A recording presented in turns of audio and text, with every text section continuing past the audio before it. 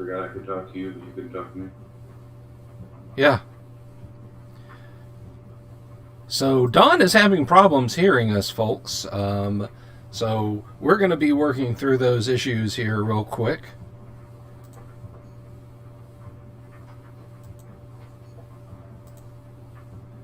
He's just hammering out a few issues on his side. And while we wait, we'll get up to speed.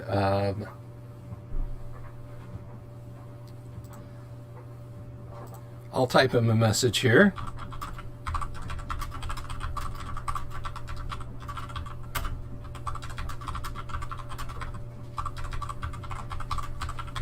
I just asked Don to say hello to you folks and tell all you nice people about Hellebarde Games.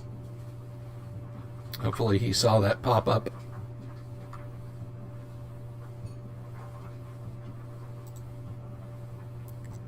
He may have some audio video settings on his side that for whatever reason are interfering with his setup.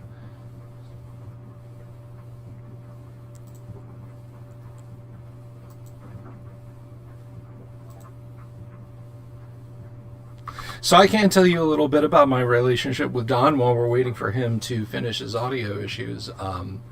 It's kind of a funny story. Back when Don and I were both working on the Yigsburg project with Gary Gygax, I knew Don had a bit of background in IT stuff, but I didn't really know that much about it. Now, he hails from Wisconsin, but his work took him to all kinds of places, and Orlando really is the hub of conventions, at least on this side of the country. So it just so happened that he was back in 2004, 2005. He had a conference take him, or bring him, I should say, down here and said, "Hey, I'm going to be in Orlando.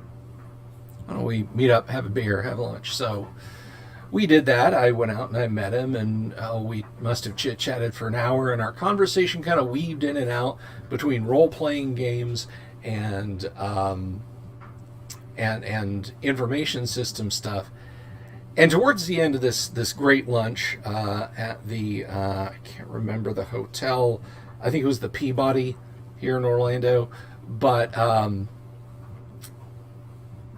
he says to me, "Well, you know, I'm looking for freelancers who have an IT background but can also write. The problem is there are people who can write and there are people with IT backgrounds, but they don't really cross over that much."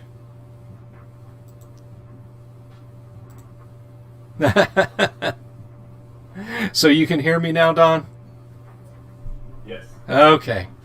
So I was just regaling the folks with our initial meeting. So Don, yeah, but because I'm about as sharp as a pat of butter, 2 out of 7 days of the week after Don essentially lays a job in front of me and says, "Hey, do you want to come and be a freelancer for me?" I was like, "Oh, that sounds like a neat job. How does one go about getting that gig?" And he's like, "Well, you'd have to interview for it." And I was like, "Oh. Well, who are you going to interview for it?" And he's Don, being one of the most patient people on the face of the planet, is, well, you. And I was like, "Oh, well, when do you want to do the interview?" And he's like, "This was it. If you want to freelance for me, you can." So, just it's a Helen McFly moment. So that started my long and beautiful friendship with Don MacVittie. But I'm going to shut up now because Don's audio is finally working. Don, welcome to the Crazy Gibberish. Wow, you froze and you already stretched out. It was kind of cool. Uh-oh, did I unfreeze? Oh yeah. Okay, great. Well, I'm spitting out over a very narrow bandwidth to 2 separate streaming sessions. So, it's sometimes it can be a little iffy on the receiving end. I see things fine on local capture and everything, but for some folks it's like watching a reel video. If you remember a reel media back from the 90s, little postage stamp size 15-second clips in like 144p, if that. I get that you're talking and you stop in the middle and then it jumps ahead, but that's alright. I could do this. All right. So let me see here. So Don, tell us a little bit about yourself for our viewers and listeners. Well, I'm not smart enough to check the volume control on the cord of my headset when I'm having issues.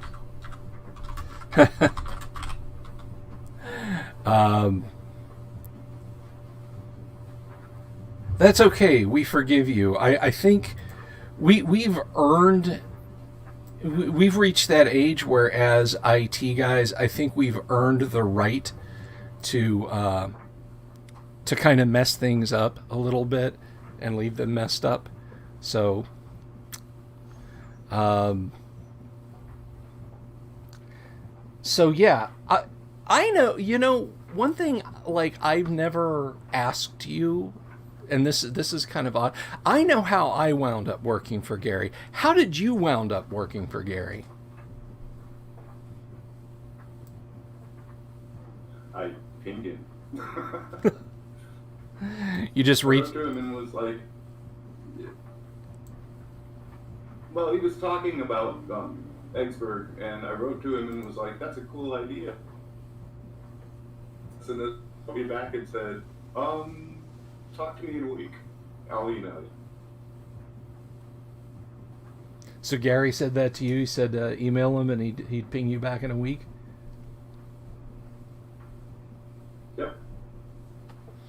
And then, you know, that monstrosity kicked off, and unfortunately, some of it done at least. Yeah, now both you and your wife worked on the Yigsburg projects, and you guys, unlike the vast majority of us, actually got stuff published. You what were the pieces that actually got published by Trollord? Oh, it's been a while. I think it was. Look, I think quarter, but I'm not positive. And one thing I can tell you that for the collector-minded folks, if you if you're looking for some Gygaxania that is outside the AD&D realm but is still fantasy-oriented, if you can find Don and Lori MacVittie's stuff at a fire sale price, like somebody doesn't realize what they have, snap it up, because it's pretty prized. Any of the stuff that got output by Trollord Games for that whole project when we worked with Gary is pretty sought after, and not just the upper works, the Hall of Many Pains, as well as your and Lori stuff. I went looking to buy some of your and Lori stuff. I didn't get it when it first came out because I thought, hey, this stuff's going to be in print. No problem. I can just pick it up when I've got to. Yeah. And what can I say? The ship of projects was blown off course by a gale force wind, if you will. So I only got one of the 3 author copies. And I gave it to my mom assuming I'd get more, and the others never came. Dope. Because everything imploded, so I actually had to go buy one, and it's Moatgate is the one I'm buying. Moatgate, okay. Yeah, I was working on the Citadel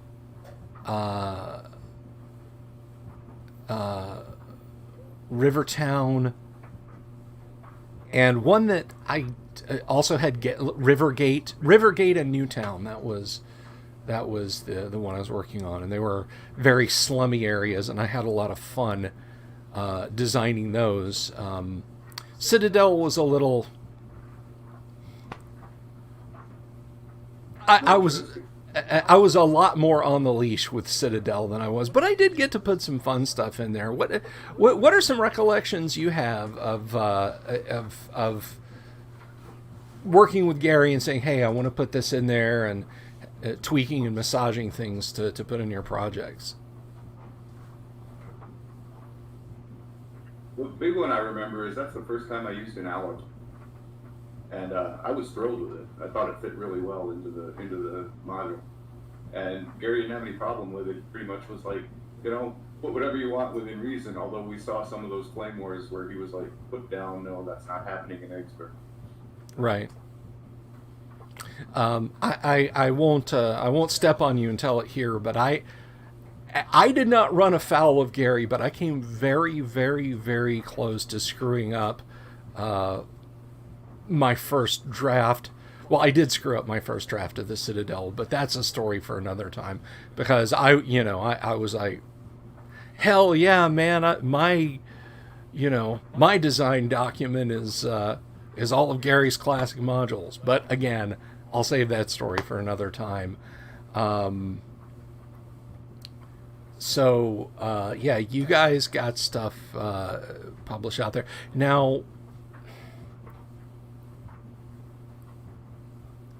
As far as using your I did the Teeth of the Barkashnor, and I excised some of my specific works and published them independently because Gary didn't write them and they don't contain things that belonged to Gary or any Wizards of the Coast / Troll Lord IP. Was there anything that you wrote that you might like to just take and publish one day through Hellebarde? Is that a plan? So the stuff we did for Expert, no, we talked about it, and because it was so huge and there were so many people, you'd have to pull together so many moving parts to make a city that was similar, that we decided to not pursue that. We've kept ours and copies of everyone who sent us ones on our corporate servers. Mm-hmm. And they're out there in case something comes up, but we're not pursuing. I see. There's one thing I can remember for those of you who we have other great projects going on. You do, and I want to talk about those. But for those of you who may not be aware of the whole story and the why Gary's last works didn't get published, when he passed away, Gail Gygax chose to terminate all contracts with Troll Lord, who was Gary's publisher at that time. So all of our things that were queued up, waiting to be put in print and published, were canceled. However, Gail did extend an offer to the remainder of us to remand our manuscripts to her, and she would oversee their eventual publication. It's been 14 years now, and that hasn't happened, and I just kind of get the feeling it won't happen. So I think most of us didn't take it. So the contract clearly stated if they didn't publish in a certain amount of time that the rights reverted to us. Yep. And so I think most of us just sat on them going, well, if they ever get published, then we can talk about it. Yeah. So like yours, mine reverted to me. But that's water under the drawbridge, and there's 100 different war stories we could tell about those times. But what are you doing now? I've been telling people to go buy Temple of the Sun from Hellebarde Games, and I hope you all do. I'm going to drop that link in chat here in just a second. But I am certainly not the only person out there with stuff from Hellebarde. Talk to us about Hellebarde. What's going on there? Hello, Tracy Lesh.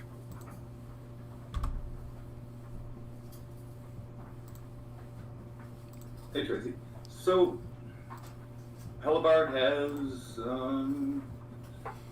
26 modules out, 11 of them compatible with Castles and Crusades, 1 compatible with Osric, and 15 written for 5th Ed. And we're selling those. We have published 2 books, and yesterday our 3rd went live. It was on pre-order until yesterday, and yesterday it should be out there now. I actually haven't taken the time this morning to look, because Hellebarde's not my only business. So sometimes paying customers take precedence over spreading the word for Hellebarde. Sure. So now Hellebarde has got kind of its own campaign world. Tell us about the genesis or exogenesis of the Hellebarde campaign, the desert campaign. I did some read throughs of that. It's some fantastic stuff. It's really great adventuring modules and so on. So for our listeners and watchers who are interested, what's that like? So generally speaking, Nordalia is the world that we played in forever, and I think every DM does it to some extent, but I kind of went overboard and took input from players. What they did changed the world, their ideas, some of the social groups and the deities and such are actually direct from players, and it was honed over, I would say, decades of playing there to have a very distinctive feel, even though it's just your regular fantasy campaign. I mean, you could drop these modules into Greyhawk and they play. But we use that as a backdrop, and then we try to write the modules such that it's easy to move them to another world. The deity in the desert is monotheistic. He does not tolerate worship of other deities, and we focus on him. And we mentioned the Elven God once or twice, but the desert is a loosely connected set of warlords that are basically an empire. They're not at this point in time, but later in time they do become an empire. Okay, And it provides a backdrop. so it's like a sultanate almost. It really is, which is nice because that let us kind of make Temple of the Sun feel like it belonged there, even though it didn't grow up in Nordalia. Right, and I think that the fact that you guys were able to take my little Greyhawk pastiche module and hammer it right into the desert and it just fit, I think speaks to the flexibility and openness of the desert kingdoms there. And I say that with not just a little bit of pride, but so what have you seen as far as people adopting the modules, purchasing them, and so on? With the lion's share being for fifth edition, are those the ones that are selling more than the Castles and Crusades? I know mine is the only Osric module you have, so I leave that out of the conversation.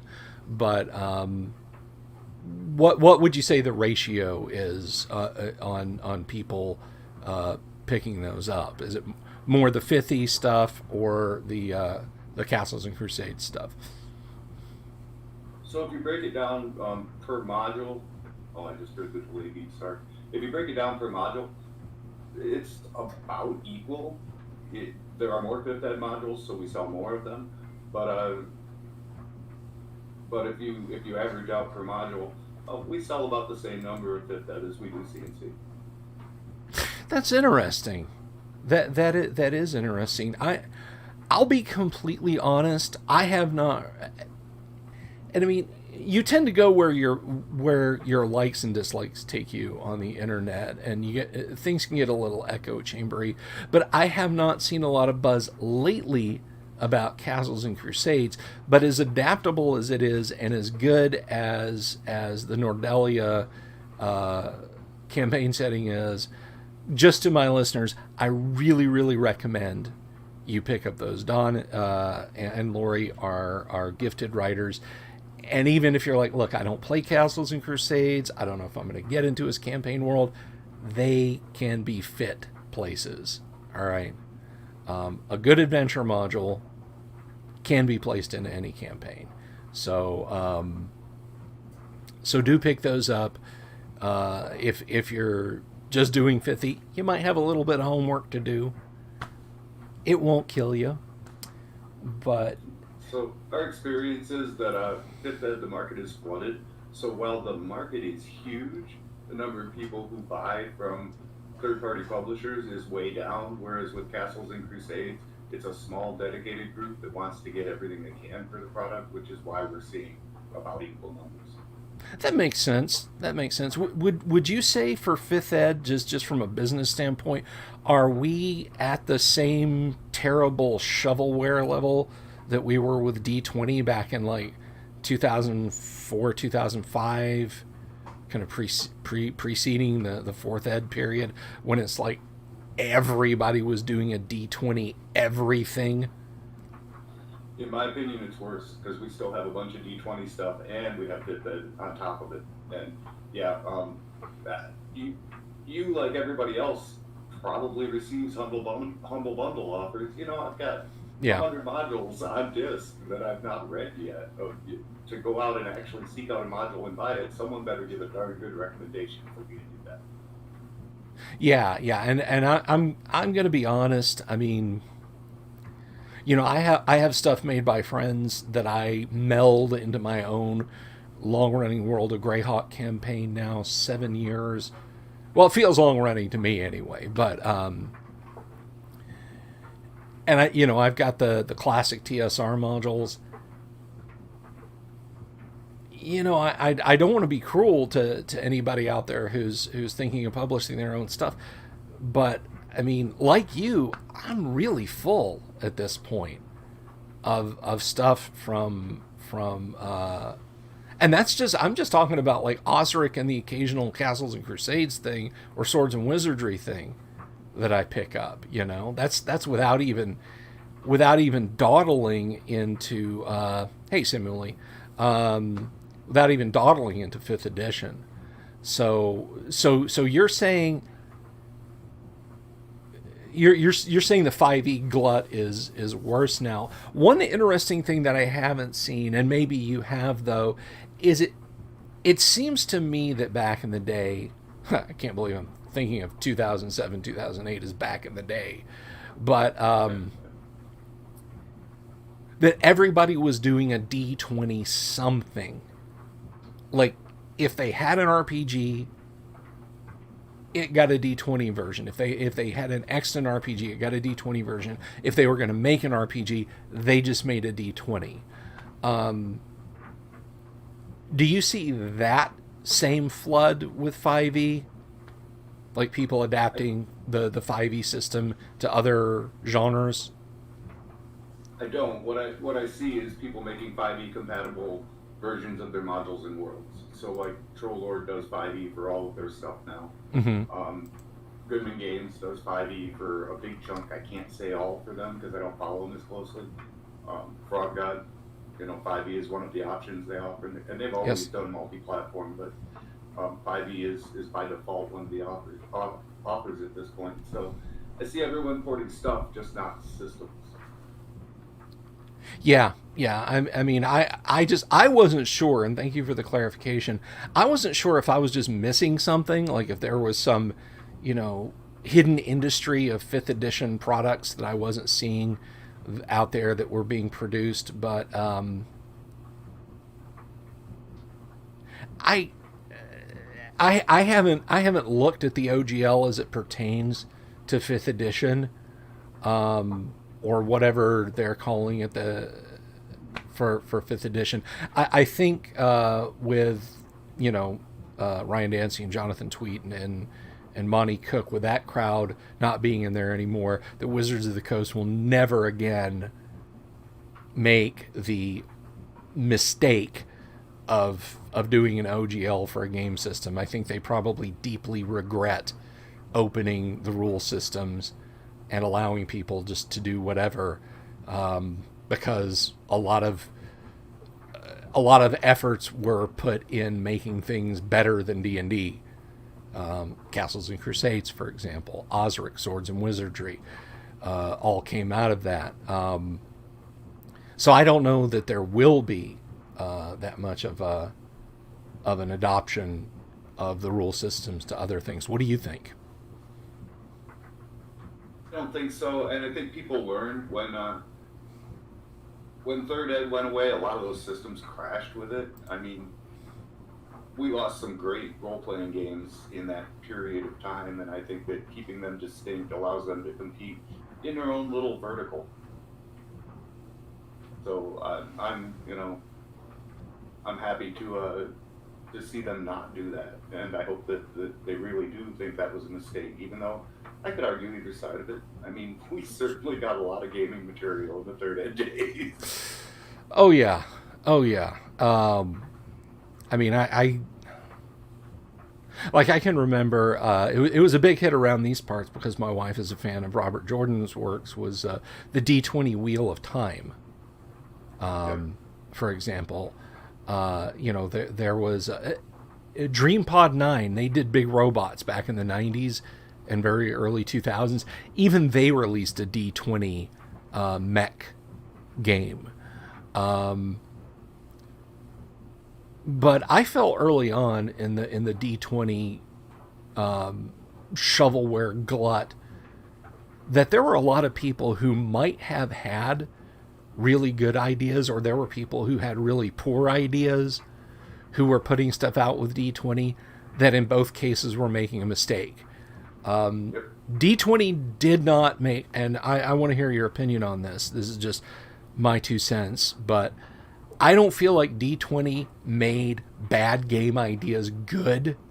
Like the badness was not in your rule system, the badness was in your presentation and a dozen other things. But it did not make games that could have been great even greater.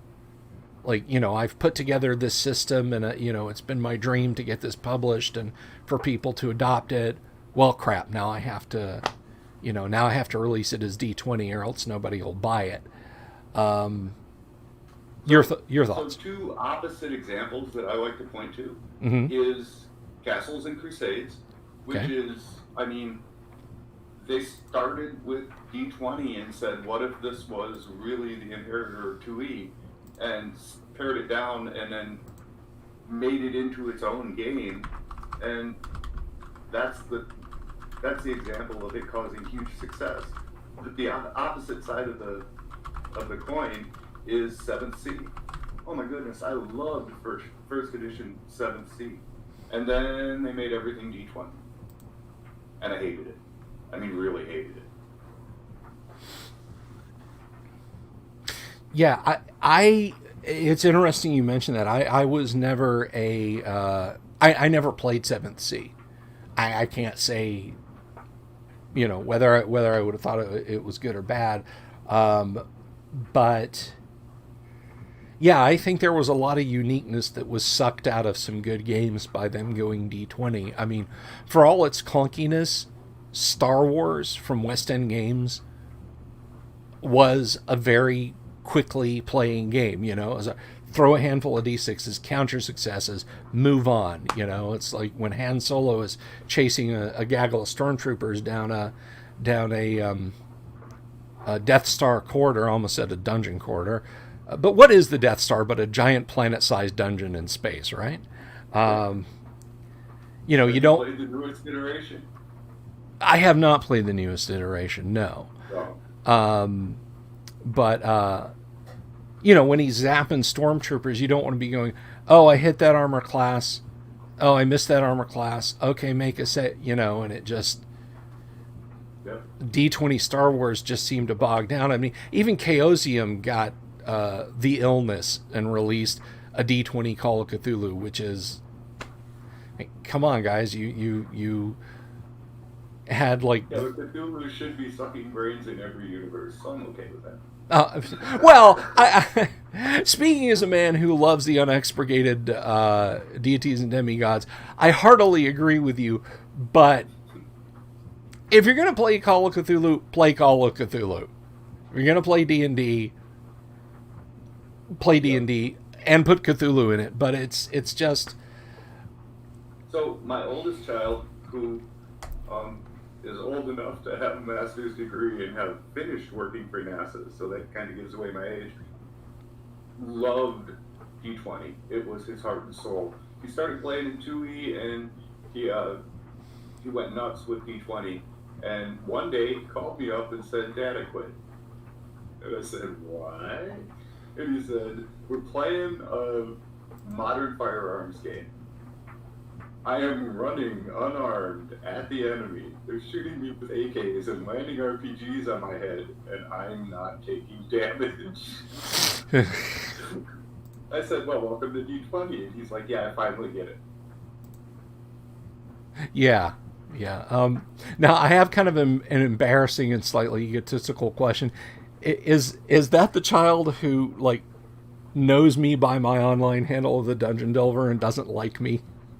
Yes. Okay, I just wanted to make sure. But I was thinking, in fairness, there are a whole lot of figures in the D&D world he doesn't like, so... fair enough. Fair enough. I won't ask his name or if I've ever had any interactions with him, just to keep things evenly. Should I possibly ever meet him in person, we can start tabula rasa. Paul over on YouTube says, ran a short stint of D20 Cthulhu back in the day. We collectively went mad when one of the players asked, so I'm a second level physician now? So yeah, that's that certainly is an issue that can pop up. And yeah, again, Star Wars D6 versus Star Wars D20. It's like, I'm a Jedi. Okay, you have this many dice, Padawan, or you're a Jedi Master and you have commensurately more dice. I'm a second level Jedi. How many experience points till I become a third level Jedi? It's like, oh, come on. There's some things that just don't fit D20. I mean, it did get some good ideas out there, but it just like the sea brings in sand so you can build beautiful sand castles, it also destroys those sand castles. And I think that was every edition has strengths. It's just a question of, are the strengths balanced out by the weaknesses? I mean, it was great stuff in 4th Ed, but we played it one night, we played all night. The night it came out, we bought it at midnight, we played until the sun came up, and then we put the books away and said we're never doing that again. But it did have good pieces in it. Well, I've said, and I think this is true. Now, in fairness, one of the 4th Ed, one of the people who worked closely on 4th Ed, Rob Schwalb, was literally one of the first guests I ever had on the show. So I got to be fair and give it its innings. But if they had called 4th edition D&D Tactics and said this is like, didn't stick that 4 on there, just said this is D&D Tactics. This is a new approach to D&D. It's called D&D Tactics. Please don't call it 4th edition.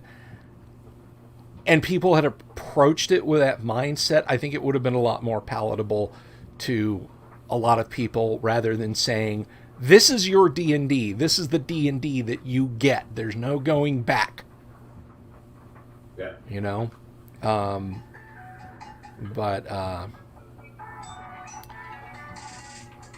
I just... I have some thoughts on 4th edition, and they're not they're not positive thoughts. I'll tell people with a smile on my face that, hey, I've played all the editions of D&D and I love them all. Original, all the versions of Basic, 1st edition, 2nd edition, 3rd, 3.5, Pathfinder, 5th. They're all good. And it usually goes by so fast that they don't realize that I'm not saying 4th in there. But the clever ones get it. So I think we've had this conversation and we disagree on it. I really like Minions. Yes, we have, and yes, we do disagree on it. I thought it was a great idea. I disagree with you. You want the 1 hit point dragon, you know you do. No, I don't. It's funny you should mention that, because I actually don't. No, I think that's insane version. But, a horde of orcs, I like the 1 hit you're down for the bulk of them, so that you can really make a party feel like they're out there, saving the village from the entire clan of orcs. And the challenge can still be suitable to them and great, but it gives more visual activity. I don't know. Well, I think there's plenty of monsters you can do that with, even in AD&D, once, like... the bespoke 8th level ranger stepping into a room with 300 kobolds in it. I mean, everyone he touches with his sword is going to die, and he's going to touch 8 of them around. Yeah. And if he's high enough level, he's going to touch 16 of them around. So, in about 20... Yeah, and that's not the situation where I use it. The third level party that has been asked to save the village from the clan of orcs, or the 6th level party been asked to save the village from the clan of ogres. The leaders can be regular old, fully fleshed out creatures, and then the horde can be one-hit wonders. Again, I will politely agree to disagree with you on that. We could do an entire episode deconstructing that. At the very least, I would have an episode deconstructing that. But so going forward, to step back over to Hellebarde, what have you guys got in the pipeline next? Have you got some stuff in production to get out there? Are you sitting on a catalog and seeing which way the wind blows? We are. The market's in a terrible place for both books and modules. But our approach is not to get rich. Our approach is to give people stuff that they can enjoy. So we're merely, I did publicly make a promise to finish out the Desert series, and there are 5 more of those. They are written. Converting one of the maps is killing me, and they've been delayed almost a year now because of that. But that's on me, not on anybody else. But we'll finish that series out, and we've got some books that are coming online in the next 6 months or so, and we'll see where we go from there. We do have 40 some odd modules in various states of disrepair that we can clean up and put out, and we have a couple of other authors that have signed contracts, but not delivered like the great Bill Sylvie has. Not delivered like the great Bill Sylvie has. Well, yeah, a little embarrassing there. Yes, I know. But we also, just a side note, Lori and I wrote 2 books in Nordalia way back when, and Vanity published them so that we could give them to our players, just as a thank you for helping them with all of this.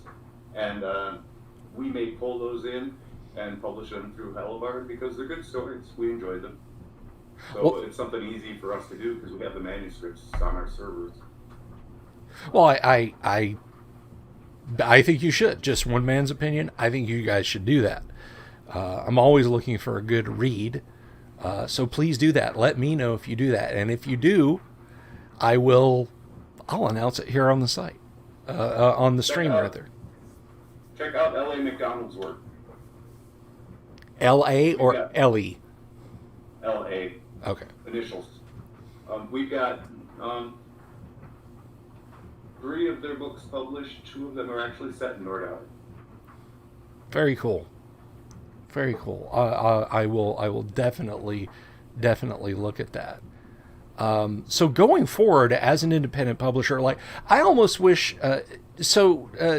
Last Wednesday, or not last Wednesday, this past Wednesday, I was on a live stream with a science fiction author who does live streams on YouTube, Jayashiro Finney, and all of his viewers wanted to ask me about publishing RPG stuff, and like I wish I could have had you and my occasional co-host Kyle Schuant on to talk about it too, because I think it would have absolutely been in your wheelhouse.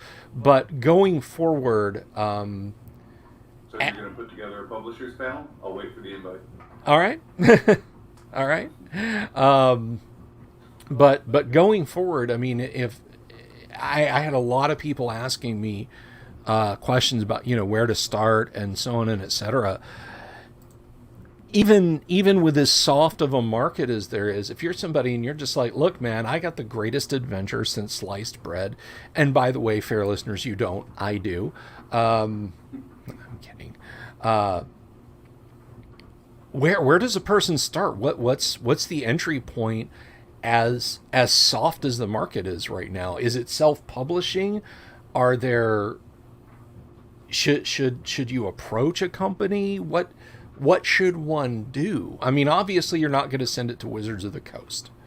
So I have these discussions with people a lot. Mm-hmm. And it's terrible for a publishing house to say this, but self-publishing through like Drive-Thru RPG is your best option. The reason I say that is there's very little investment other than your time. Mm-hmm. You do have to get artwork, but that's not that hard to do. In the modern internet, to get artwork, you have license to use in a commercial product. Sure. As a matter of fact, you can get some off of Drive-Thru RPG, which is kind of interesting. Interesting. I did not know that. Yes, there are a couple of fantasy art houses that put out stuff, and you can buy it and have license to use it in your work. Because there's a low cost to entry, you're not giving up a chunk of your revenue, which is tiny. I mean, I'm going to steal from another market and say straight up, the way to become a millionaire in role-playing games today is to start with $2 million. Yes. Yeah, that's absolutely the truth.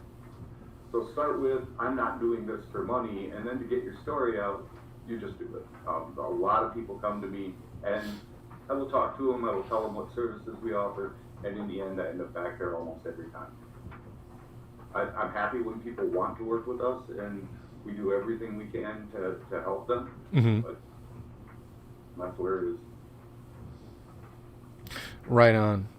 I mean, and one thing I didn't really go into, and something else, and I think you'll agree with this, Don, and if you don't, I want to hear, is when it comes to self-publishing, particularly if you're just starting out, release your first couple things for free.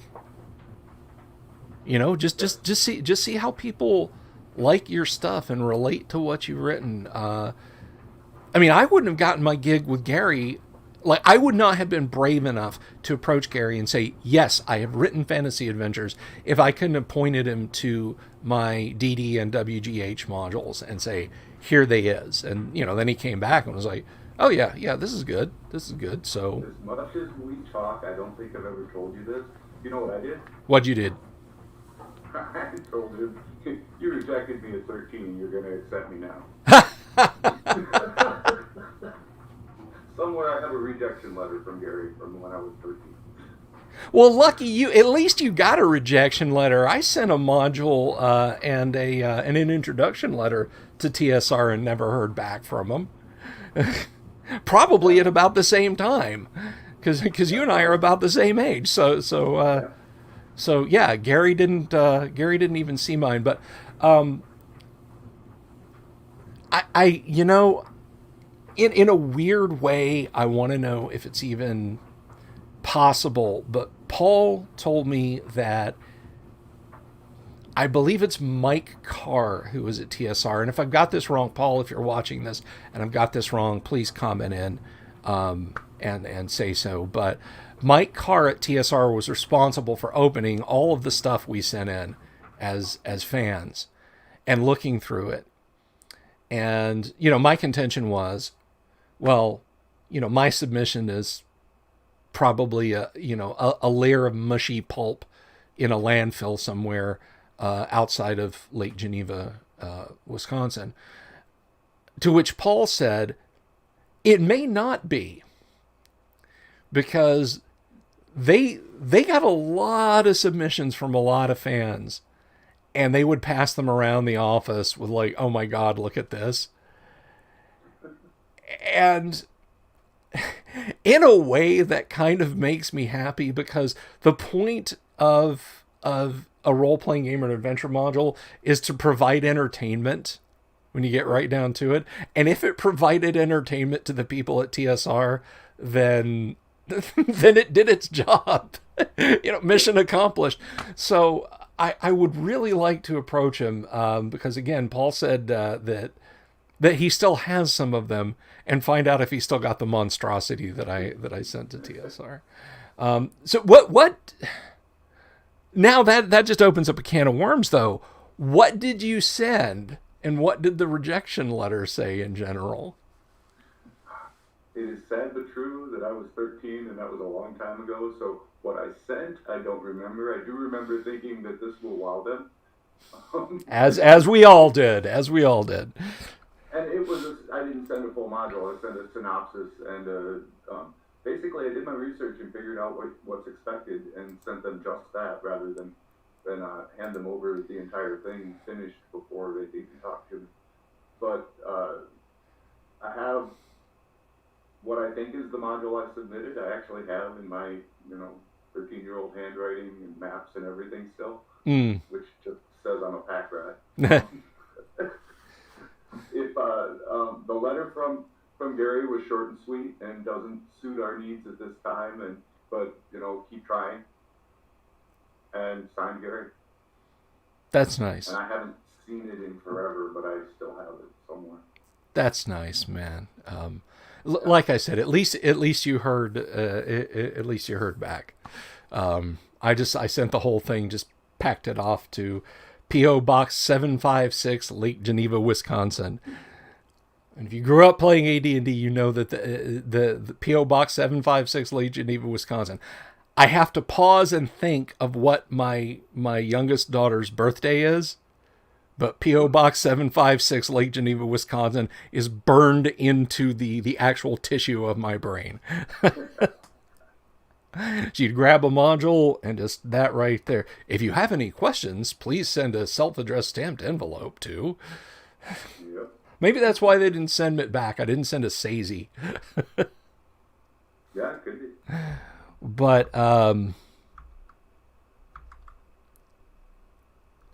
so... I nattered you a little bit about this yesterday, and you said you hadn't, but I'm going to talk about it a little bit. Painting, miniature painting. You have got a fine hand, sir. Thank you. And just a little something for the folks. Don used to have a War Games. I guess it's still technically up, wargames.nordalia.com. It's just... It is gone. It is gone. Okay. So he had an RPG materials review site, and I wrote some reviews, and some other folks wrote some reviews. And I'm sorry? You said RPG, you meant War Games. War Games. Yes, I'm sorry, War Games. And I remember one thing that you wanted me to review. Now, I'm big, I just unabashed. I love terrain pieces.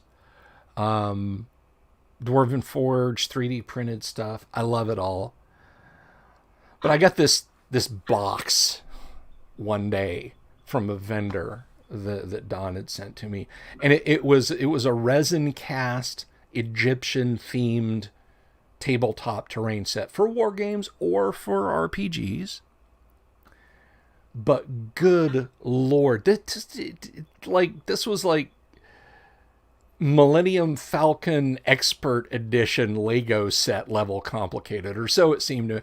I mean, it must have weighed as much as a car battery or two. And Don was like, go ahead. No, I just said it does. It does, yeah. It weighs as much as a car battery. He's like, I want you to put it together and paint it and review it. And I open up the box and I'm like, no fucking way, man. No way, no, no way. And I felt so bad because I got back in touch with Don, and I was like, this is and like you were a half a step ahead of me. It's a little much. You want to just send it to me? I was like, yeah. So I packaged it up and shipped it off to you, and then I saw it again, and it. Was it you and Lori, or just you who put that together and painted it? Regardless, that one was me. Lori did the other one. We got 3 from them. Oh, good Lord! But yeah, you guys did an absolutely gorgeous job. Like, if I had it, if I had taken it, I would have put it together. I would have put it together and said, "I bet this will look great painted," and you would have been furious because I hadn't painted it. But it would still be sitting around my office, probably waiting to be painted today. It is sitting on the shelves in the war room waiting for another desert-based war game or another desert-based campaign if that comes along first. Did that come straight from Herstarts, or was that a company that bought Herstarts molds and did them on their own? They bought Her Starts. They actually were a partner of Her Start. Castle something. I'm actually looking now. Okay. Painting Guide, Musket. Oh, that's War Games, not the website. I have too many websites.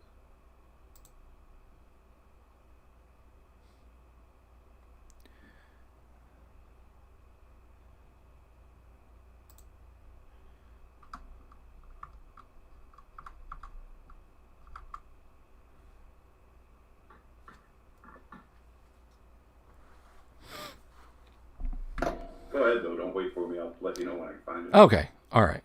So Kingsburg Project. yeah, I've got all that stuff sitting on DVD-RWs somewhere. I should probably put it on something a little more permanent. All my old reviews and whatnot. I have it on a rated NAS, and it gets copied out to a private cloud vendor.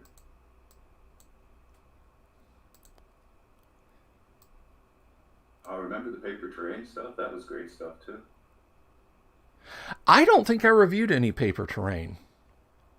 I reviewed some plastic dungeon terrain that was god awful. Oh, I remember that stuff. Yeah. I remember that review. I didn't. I saw it at Gen Con, but I didn't actually get to use any of it.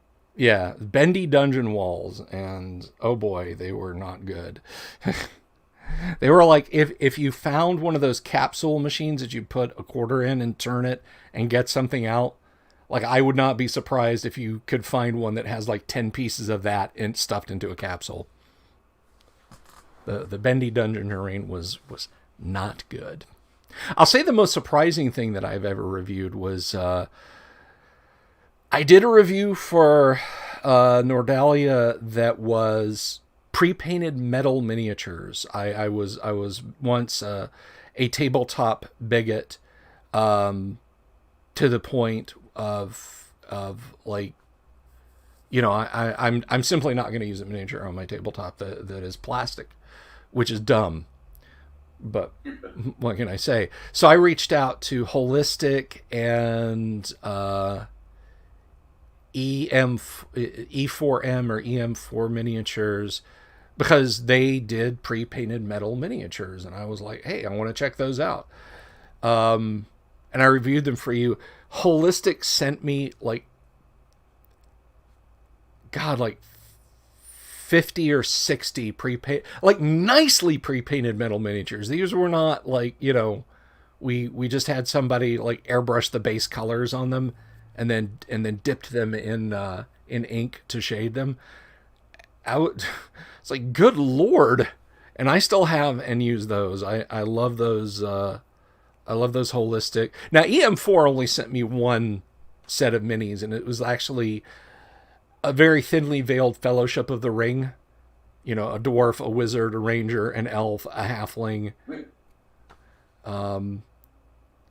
But missing the other halflings, so it's not the full 9. Oh yeah, and one other fighting man. So you basically got a Gandalf, Frodo, Legolas, Gimli, Boromir, and Aragorn proxies. But I still have those, but I can't. Yeah, I can't really think of anything. Did you find the name of the vendor there? I didn't. We really published a lot of stuff through that study. I've got everything else. I mean, Boita terrain, paper terrain bits from Resistant Rooster, the Tavern series by SHQ. I mean, I got a ton of terrain stuff, but I'm not finding that. What do you feel about 3D printing terrain? That's what I do now. I don't buy terrain anymore. Well, that's not true. there are certain terrain pieces that I will buy depending on who's making them, Hmm. but in general, I mean, if you need a stone wall, oh my goodness, whether you're doing um, PLA or liquid resin, I I've got both printers, and you can just crank out a stone wall in an afternoon and be done with it. Yeah. Yeah. I mean, I needed stuff to flesh out the big long cavern full of the mud geysers in White Plume Mountain. And with all respect, because I love Dwarven Forge, don't misunderstand me. I really dig my Dwarven Forge stuff. But yeah, I got a Anycubic Mega Zero for Christmas, or Mega Zero 2 for Christmas, and I had a roll of PLA, and I took it just like you said. I took an afternoon, and I knocked out a bunch of cavern stuff, Yep. and that was it. And there are so many models available. I mean, I've created a couple of things, but for the most part, they're models that are publicly available that I just use. Yeah, there's a whole. If you're interested, not you, but, because you obviously know. But let me see. If you're interested in 3D printing and you want to know what's out there, let me see if I can find this. And this is just free. If you want to spend some money, if you want to get some interesting pieces, like I posted up a piece from Fat Dragon Games. I posted up some of their stuff and talked about it, or printed it up rather. But let me see, it's not I there. have a ton of printable scenery stuff. I wonder maybe I should look for a place to drop a review of that because that's all 3D models that you just print. Yeah, I mean, you have to pay for it, but the fee is minimal, and every time they update it, I mean, I bought those years ago, and every time they update it, they send it to me. The update. let me see if I can find this here. Open Forge. Yeah, go to Thingiverse and just start looking for Open Forge if you're interested in getting into 3D printing your own terrain and you want to try it for free before getting more complex stuff. Because there is some more complex stuff that you're going to want to do in resin, not in FDM. Miniatures, I have learned the hard way. Unless you're talking about giants, no, you're not going to do miniatures on an FDM printer. It's just not happening. Not stuff that, I mean, I got away with doing this Warduke mini for a friend of mine because he has no face. You know, he's just a bulky, Yeah. fleshy body and a helmet that completely covers his head. But I've picked up so many cool looking minis and paid for a couple even, where I was like, yeah, I'm gonna print that out for the tabletop. Nope. It looks good in resin, I'm entirely sure, but it ain't happening with FDM. So yeah, there's no reason to not to not get a 3D printer because it'll pay for itself. If you it use a lot of that stuff, right? Right, that's the caveat. If you use a lot of that stuff, so The so thing I don't, the things I don't print is large vehicles. really, Yeah, so like tanks and jeeps and stuff like that. You could. The models are out there. I've got some of them.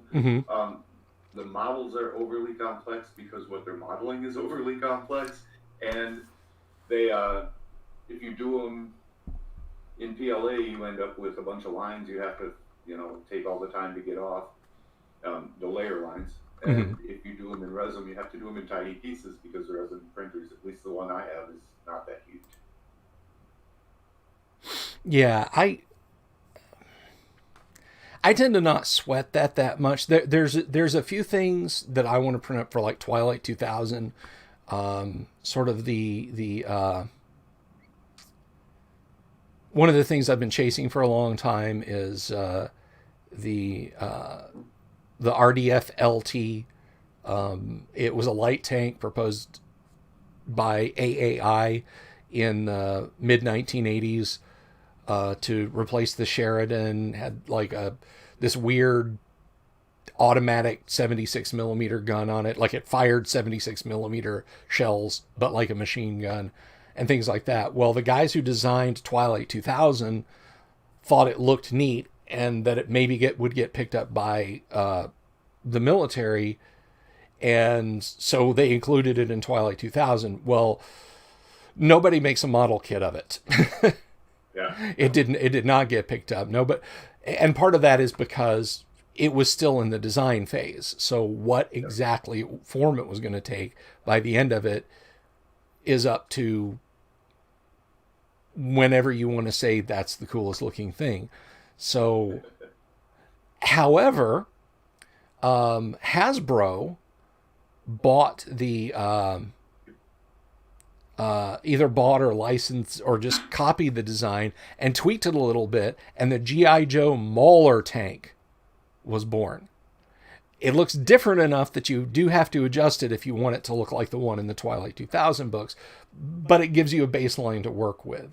And that one I've been trying to get a nice print of at tabletop scale for a while now for my Twilight 2000 game. But in general, yeah, you can just print whatever you need. And depending on what scale you're wargaming at, it is actually cheaper just to buy cheap plastic models and throw a couple of coats of paint on them and call it good. Well, and stuff that's really big and takes a lot of post-processing, it's sometimes just more effective to order from someone who does 3D prints. Mm-hmm.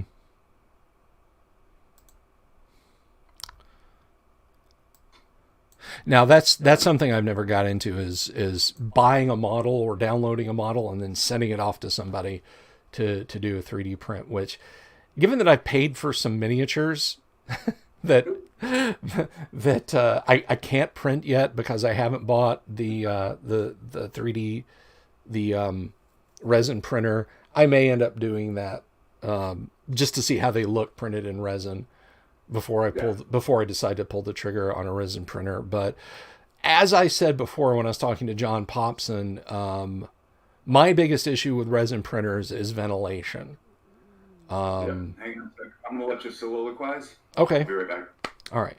So for those of you who may have missed my interview I did with John Popson from Effin Cool,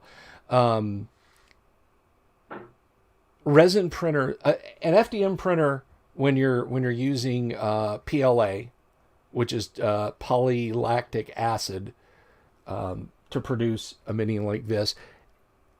This stuff basically is milk protein. It's solidified milk protein made into a plastic matrix. The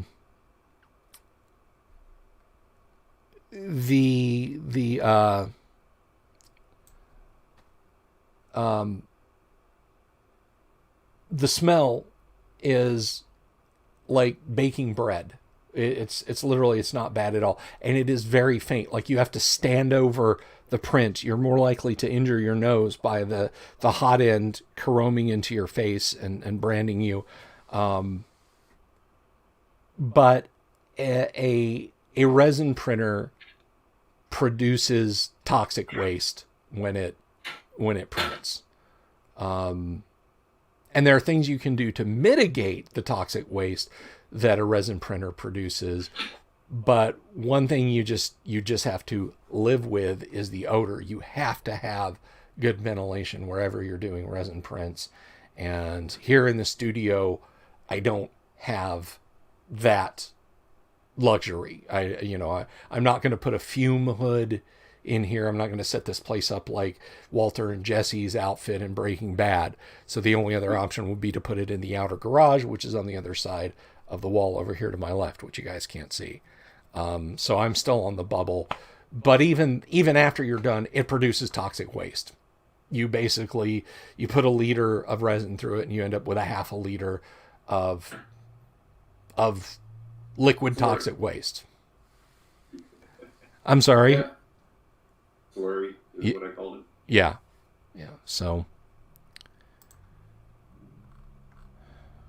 Oh So, yeah, I only print D&D miniatures on the resin for the most part. mm, what is it? Would you say it's like the same quality if you just went out and bought, say, a plastic Nolzur's miniature? Is it about the same neighborhood of quality?